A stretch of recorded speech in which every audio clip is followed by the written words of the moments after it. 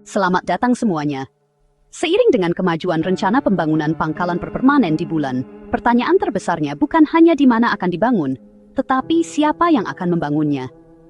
Dengan suhu ekstrem, radiasi tinggi, dan tidak adanya udara untuk bernapas, manusia menghadapi risiko serius.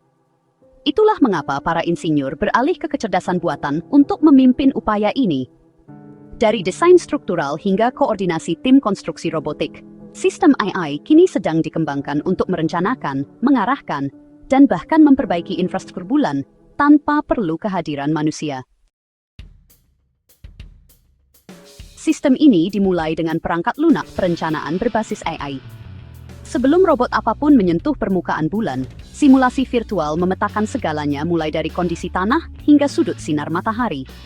Perangkat lunak perencanaan ini menggunakan data dari misi bulan sebelumnya untuk mengidentifikasi lokasi terbaik untuk struktur. AI mengevaluasi risiko dari mikrometeorit, paparan radiasi, dan siklus termal. Ini juga memodelkan bagaimana bahan bangunan yang berbeda berperilaku dalam vakum dan gravitasi rendah. Rencana yang dihasilkan memandu setiap fase konstruksi. Langkah selanjutnya adalah menggunakan e-seru atau pemanfaatan sumber daya di tempat. Daripada meluncurkan bahan bangunan berat dari bumi, sistem AI akan mengekstrak dan mengolah tanah bulan. Bahan ini, yang dikenal sebagai regolith, dapat dilelehkan menjadi batu bata atau dicampur dengan bahan pengikat untuk membentuk struktur mirip beton. AI mengontrol peralatan penambangan dan pengolahan, menyesuaikan tingkat debu, keausan peralatan, dan medan yang tidak terduga. Mesin-mesin ini beroperasi terus-menerus, menyimpan bahan mentah untuk digunakan pada tahap selanjutnya. Setelah material tersedia, konstruksi robot dimulai. Kawanan robot kecil yang bergerak dapat bekerja sama untuk mencetak struktur lapis demi lapis. Robot-robot ini tidak mengikuti skrip yang tetap. Mereka dipandu oleh sistem AI yang memantau kemajuan mereka secara langsung.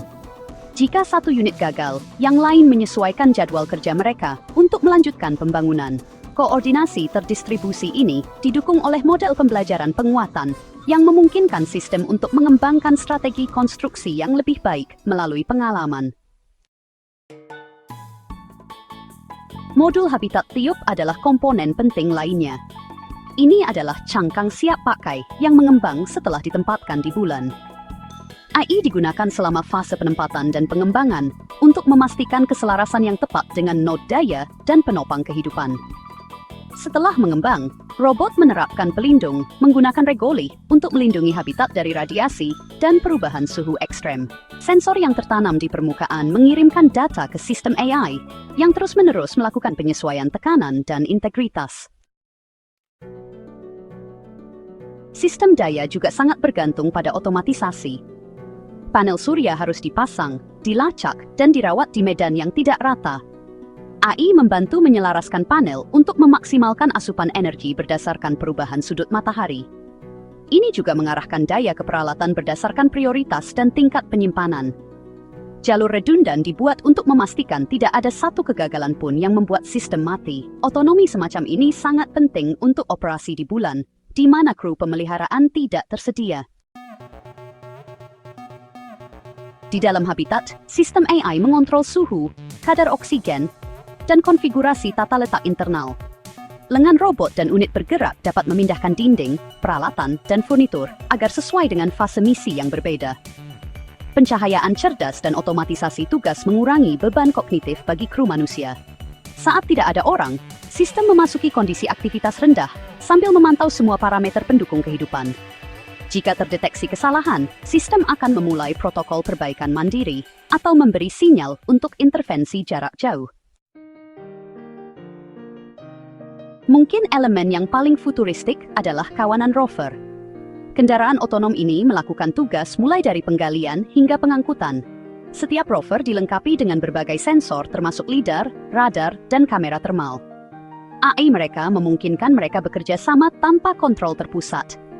Mereka berbagi peta, saling memberi informasi tentang bahaya medan, dan menyinkronkan rute untuk menghindari tabrakan. Kecerdasan yang terdesentralisasi ini memungkinkan peningkatan operasi seiring dengan penambahan unit. Komunikasi adalah tantangan besar di bulan. Sistem AI membantu mengelola perutaian sinyal antara penjelajah, pengorbit, dan bumi. Karena penundaan yang lama, banyak keputusan harus dibuat secara lokal. Model AI Edge mengompres data dan memutuskan pembaruan mana yang perlu dikirim. Ini mengurangi kebutuhan bandwidth dan mencegah campur tangan manusia yang tidak perlu.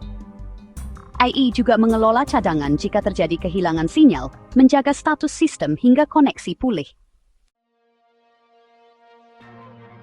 Penggunaan AI dalam konstruksi luar angkasa mencerminkan tren yang lebih besar di seluruh ilmu kedirgantaraan dan keplanetan. Seiring dengan meningkatnya durasi misi dan perjalanan manusia melampaui orbit bumi rendah, kontrol waktu nyata dari bumi menjadi tidak praktis. Bulan hanya berjarak beberapa detik melalui radio, tetapi untuk Mars atau asteroid, penundaan itu bertambah menjadi hitungan menit. Sistem AI yang mampu bertindak secara mandiri tidak hanya membantu, tetapi juga penting. Bulan berfungsi sebagai tempat uji coba hingga ideal pendekatan baru ini. Banyak lembaga dan perusahaan swasta sudah mengembangkan komponen untuk sistem AI bulan. Program Artemis NASA meliputi pengerahan kargo robotik dan penyiapan stasiun jarak jauh. Program luar angkasa Tiongkok telah menguji sistem pendaratan dan pengambilan sampel bulan yang canggih. Perusahaan seperti Icon dan Blue Origin sedang menjajaki pencetakan 3D robotik dan persiapan lokasi. Banyak dari proyek-proyek ini merencanakan uji coba dalam 3 hingga 5 tahun ke depan, dengan pembangunan otonom yang sebenarnya diharapkan pada tahun 2032. Pembangunan di bulan kemungkinan akan dilakukan secara bertahap. Tahap pertama adalah pengintaian robotik dan pemrosesan material. Tahap ini sudah berjalan dengan misi berbantuan AI yang mengumpulkan data tentang komposisi regolit dan pemetaan medan.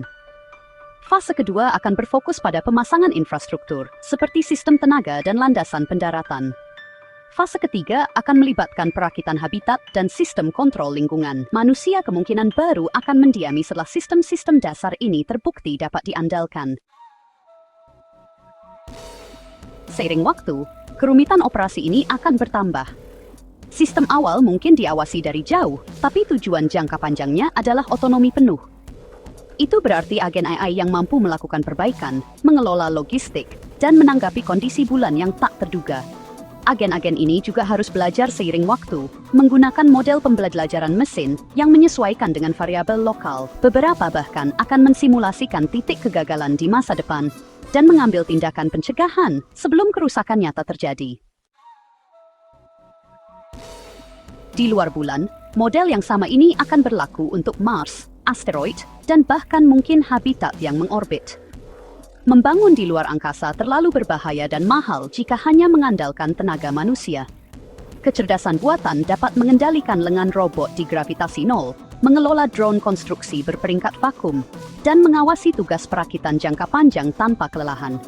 Bulan akan menjadi semacam ruang kelas di mana teknik-teknik ini disempurnakan, kemudian diekspor ke lokasi lain, seiring dengan meningkatnya kepercayaan dan kemampuan. Ada juga alasan strategis untuk mengotomatiskan pembangunan. Sebuah negara atau perusahaan yang menguasai pos terdepan permanen pertama di bulan tidak hanya mendapatkan gengsi, tetapi juga keuntungan logistik dan ilmiah. Sistem AI dapat bekerja sepanjang tahun melalui siklus malam dan siang di bulan tanpa perlu istirahat atau rantai pasokan.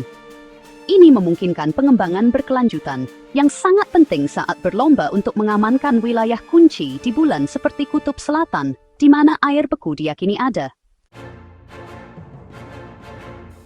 Opini publik dan pertimbangan etis juga akan membentuk peran AI di luar angkasa. Pertanyaan tentang kendali, otonomi, dan risiko kegagalan sudah didiskusikan.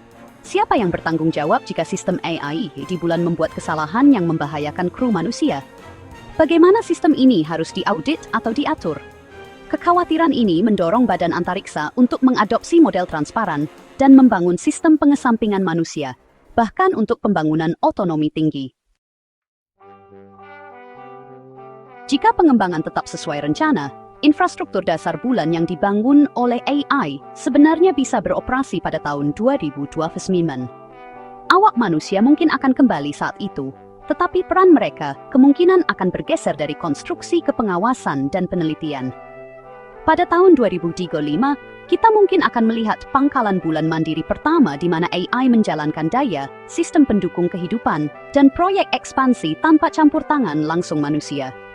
Itu akan menandai momen ketika bulan tidak hanya menjadi tujuan, tetapi pos terdepan fungsional peradaban manusia. Terima kasih banyak sudah menonton. Silakan suka dan berlangganan.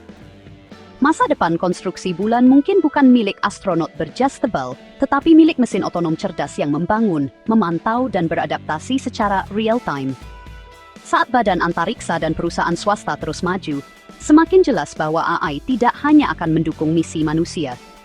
Dia akan menjadi yang pertama mendarat, yang pertama bekerja, dan kemungkinan besar yang pertama menyebut bulan sebagai rumah.